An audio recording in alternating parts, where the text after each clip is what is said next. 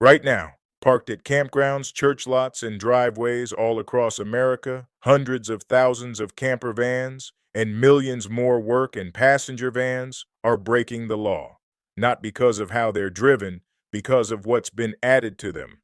A retired couple from Arizona learned this on a road trip through the Carolinas, when a routine stop over a burned-out brake light on their converted Ford Transit turned into a stack of equipment violations on a van they'd been building for 3 years. Nothing on that van felt illegal to them. Most of it came straight off the shelf at national retailers.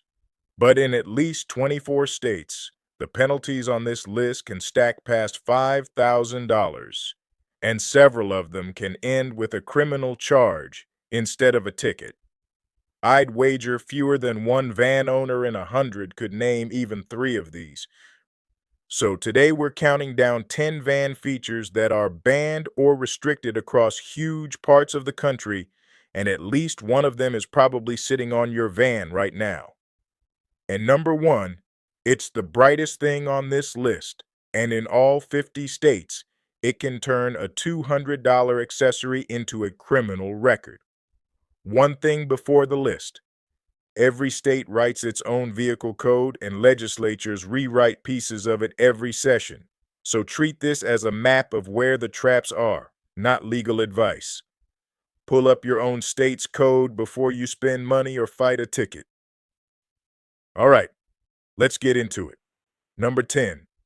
Curtains and window coverings hung where the driver needs to see. Walk through any campground in America and you'll see them. Blackout curtains behind the front seats, insulated window covers, a towel clipped over the passenger glass to knock down the afternoon sun. For anyone sleeping in a van, covering the windows is just part of life, and parked, none of it matters legally. The trap is what happens when you pull out of the campsite Monday morning with half of it still up. Nearly every state has a view obstruction statute that says nothing can hang or mount in a way that blocks the driver's clear view through the windshield or the front side windows. And in a lot of states, that language extends to anything dangling from the rear view mirror too. A curtain bunched against the passenger door pillar, a sunshade left wedged in the windshield corner, a privacy panel that creeps forward of the driver's seat, all of it counts. And here's why a curtain ticket matters more than it sounds. A view obstruction stop is a fully legal reason to pull you over, and once a trooper is standing at your window, he's looking at your tint, your plate, your rack, and everything else on this list. The citation itself is usually a fix-it ticket in the $50 to $150 range. The stop it justifies is the real cost. The fix takes 10 seconds. Before the wheels turn, everything comes down or slides behind the driver's seat. But while a curtain might cost you $100, the next one is riding on the back of half the vans in every RV park in the country. Number 9, the rear door ladder blocking your license plate. Take a walk through any campground on a Saturday and count the vans with a ladder bolted to the back door, a spare tire carrier, or a hitch-mounted bike rack loaded with 2 e-bikes. Now look at how many of those license plates you can actually read. Obstructed plate laws in the majority of states say every character must be clearly visible and legible, and a ladder rail covering one digit or a bike tire hanging over the plate technically puts you in violation. What changed is the camera. Police cruisers and toll gantries now run automated plate readers scanning thousands of plates an hour, and one hidden digit turns your van into a vehicle the system can't identify. Lawmakers responded by lumping a bike tire over a plate in with the smoked plastic covers and spray-on treatments, which were already banned nearly everywhere. Fines typically run from around $50 to a couple hundred, and in some states, an obscured plate becomes a misdemeanor on repeat offenses. The fix is cheap. Several states allow or sell an auxiliary plate mount for the back of a rack, and repositioning a ladder a few inches usually clears the view. Check your own back door before a trooper checks it for you. Now, number 8 is one I guarantee a big chunk of you are guilty of. because the factory glass on your van practically invites the mistake. Number 8. Limo tint on the front door windows. Here's a trap built right into how vans are sold.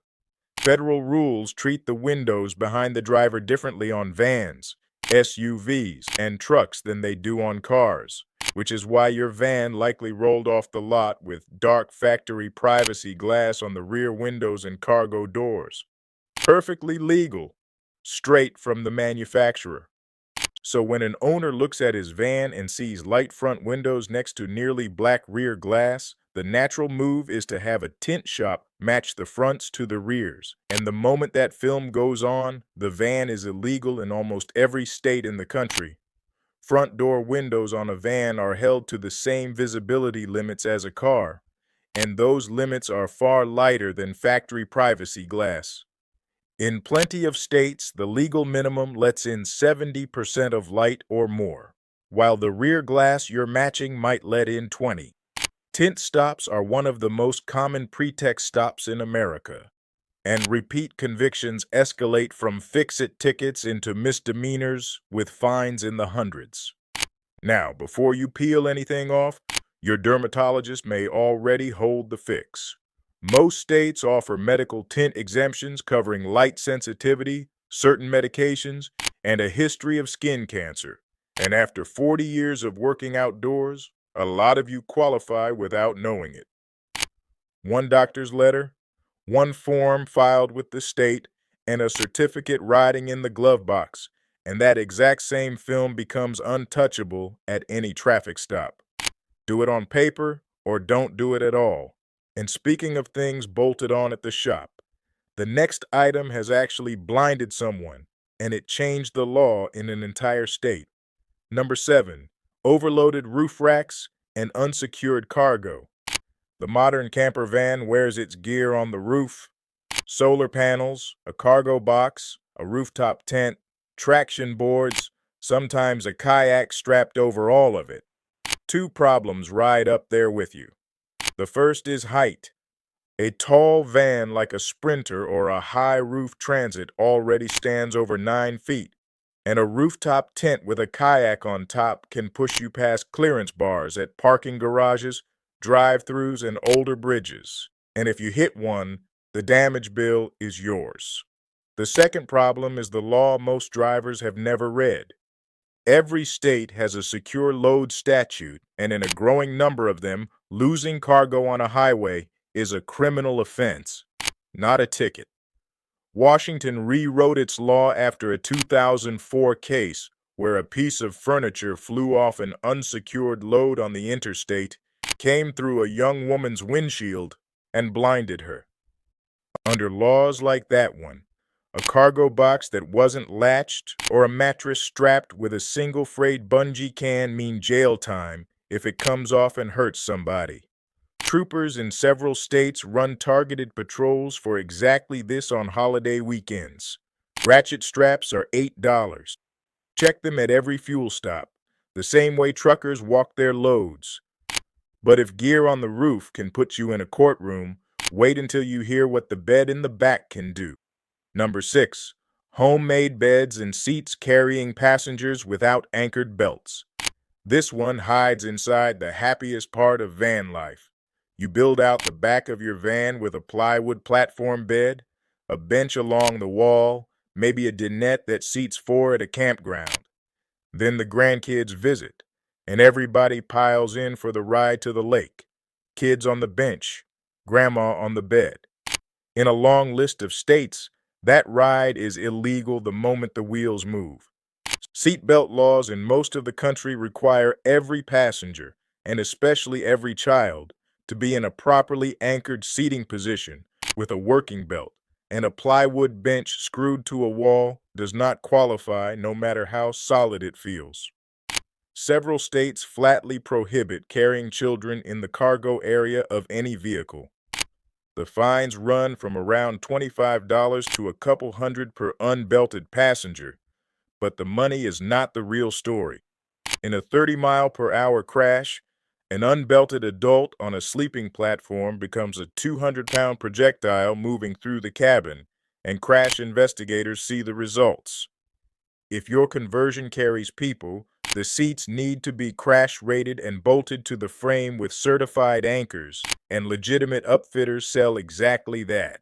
It costs more than plywood. So does the alternative.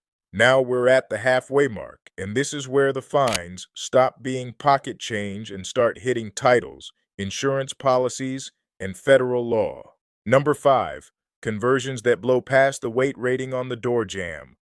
Open your driver's door and look at the sticker. That GVWR number is the maximum your van is rated to weigh with everything in it, and most owners have never done the math on theirs. A typical build adds up fast. Water tanks at 8 pounds per gallon, a lithium battery bank, solar on the roof, cabinets, a wood interior, tools, food, 2 adults and a dog, and plenty of finished camper vans roll across a truck stop scale several hundred pounds over their rating, some of them 1,000. Overweight isn't just wear on your brakes and axles. In some states, it's a citable violation on a non-commercial vehicle, and after a serious crash, an insurance company that finds the van was loaded past its rating has an argument to fight the claim, which is a 5 or 6 figure problem, not a traffic ticket. And there's a second trap layered on top. Several states require a converted van with permanent sleeping and cooking equipment to be re-inspected and retitled as a motorhome or house car, and running it on a cargo van registration can mean fines and headaches at renewal time. $20 at a certified truck stop scale tells you exactly where you stand. Weigh the van loaded, the way you actually travel. Almost nobody does, and it's the cheapest protection on this entire list. Quick pause while you're writing that down. If this list is earning its keep, tap subscribe, because every week I dig into vehicle laws, buying traps, and the fine print dealers hope you never read, and next week's video is one to see before you shop for another van. Now, the next feature doesn't threaten your title. It threatens to burn the whole van to the ground, and it's banned from some of the busiest roads on the East Coast. Number 4. Uncertified propane systems and wood stoves.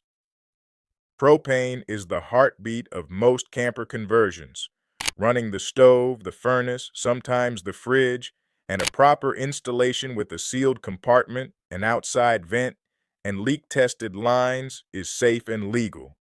The problem is that a huge share of DIY installs are none of those things. A portable tank rolling loose behind the seat, rubber hose instead of rated line, no gas detector, all inside a steel box you sleep in. Fire marshals will tell you van and RV fires burn to the frame in minutes. The law shows up in places that surprise people. Several major East Coast tunnels, including the harbor tunnels around Baltimore and crossings in the Northeast, restrict or prohibit propane on board, and drivers get turned around or fined at the toll plaza. Ferries enforce their own limits and require valves shut off. Campgrounds and insurers increasingly ask whether the gas system was professionally installed or certified. And the wood stove crowd, and yes, tiny wood stoves in vans are a real trend, adds carbon monoxide and open flame to a vehicle that was never designed for either. If you run gas, get the system pressure tested by an RV technician, mount the tank properly, and put a CO and propane detector at floor level. It's a $100 afternoon that keeps you legal at the tunnel and alive at the campsite. Which brings us to number 3, where the fines stop coming from your state and start coming from Washington, measured in the thousands. Number 3, emissions deletes on diesel vans. For years, the fastest way to wake up a diesel Sprinter or Pro Master and to dodge the endless DEF system warnings was the delete. Pull the particulate filter, disable the EGR, flash a tune, and the van picks up power and stops throwing limp mode countdowns in the middle of nowhere. Owners of early diesel vans felt like beta testers for troublesome emission systems, and the temptation was real, especially for full-timers 1,000 miles from a dealer. But the Clean Air Act treats a gutted emission system as federal tampering, and federal tampering doesn't come with a traffic fine. The schedule runs to roughly $4,800 per violation for an individual owner and climbs an order of magnitude higher for the shop that turned the wrenches. Over the past several years, the EPA has torn through the diesel tuning world, forcing some of its biggest names out of business and walking away with settlements in the millions. Then your state takes its turn. Any state with an emissions program will flat refuse to register a deleted van, and owners keep finding out at the trade-in desk that a deleted vehicle appraises thousands lower because the dealer is required to put the hardware back before it can be resold. A tint ticket dies when you pay it. A delete is written into the van's history and rides along through every future sale. If your diesel is fighting you, repair it or update it through legitimate channels. Because this is the one corner of the law that gets tighter every single year. Now, number 2 is a gadget that sounds like a toll dodger's dream, and several states have written it into criminal law by name. Number 2, license plate flippers and smart covers. You've seen these advertised in the corners of the internet.